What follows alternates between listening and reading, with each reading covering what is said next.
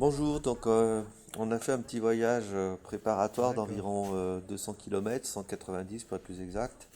Le but c'était de roder un peu le matériel. Donc c'est pour préparer notre grand voyage vers la Russie, hein, de l'Atlantique jusqu'au Pacifique. Et pour valider le matériel, l'équipe, nous rassurer aussi un petit peu. Nous, on a campé à plusieurs endroits, hein. Ouais, on a pris un château, on a campé dans les jardins, on a dormi au bord d'une route, on a dormi chez des copains aussi, sur un char à foin, c'était Hmm. rigolo. On s'est même fait un gîte en construction. Oui, avec piscine, les mulets Ouais. ont failli se baigner, mais à 6 heures du matin, ils nous ont tapé à la vitre. On s'est vite levé pour les remettre dans leur enclos. On a eu des passages assez techniques, euh, comme le Chéran, hein, nous, tu nous avais Ouais, mitonné ça, mais sans trop te rendre compte de l'étape en fait. la rivière du Chéran avec des passages Allez, assez Russe. Allez, difficiles, très très bien. étroits, un chemin Allez, Viking. assez aérien, on ne savait pas trop où il allait mener. Donc, ouais, 5 km, 3 heures, mais on s'en est sorti un peu fatigué. Le matériel a tourné puisqu'on avait mal.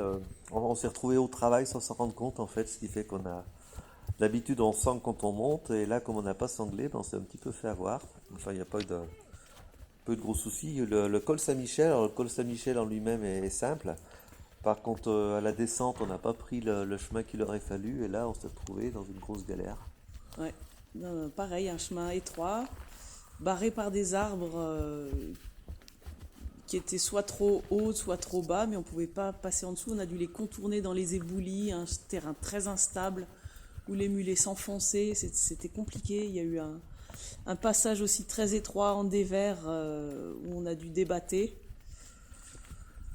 puis, arrivé à la nuit, finalement, l'étape, on était attendu, donc on a voulu pousser jusqu'au bout, mais étape fatigante, et on est arrivé donc à la nuit. Mais on a réussi. Et on a réussi, et c'est un beau souvenir, on a bien appris. Nous, les mulets étaient extraordinaires. On les a vraiment poussés pendant leur retranchement, mais enfin, ils ont développé tout leur potentiel. C'est vraiment des animaux extraordinaires. Et arrivé à SOS Chabot, qui est notre partenaire, donc au passage en Isère, pardon. Et, et voilà, donc au final, on a toujours envie de continuer. Ouais. Euh, et puis, en tout cas, petite baisse de morale au départ, des doutes, une météo relativement médiocre, et puis, Une tempête de sable. ouais, tempête de sable. On nous a suggéré de prendre des chameaux, mais non. Et donc, au final,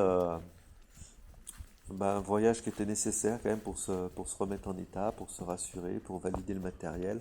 Quelques modifications suite à tout ça, faites par nous-mêmes et Paul de Barros. Dans l'ensemble, plutôt un bon accueil sur notre aventure de la part des personnes qu'on a rencontrées. À un moment donné, on s'est fait l'entrée d'une école. On était en train de donner à boire aux mulets dans un abreuvoir. Donc, pas mal d'enfants très curieux avec leurs parents. Euh, un châtelain très sympa qui nous a permis de loger près du château. Les mules avaient 10 hectares de pré. Puis plein de personnes qui nous ont aidés, des gens qu'on connaissait ou pas, qui nous ont hébergés, donc on les remercie tous. Et c'était de jolies rencontres.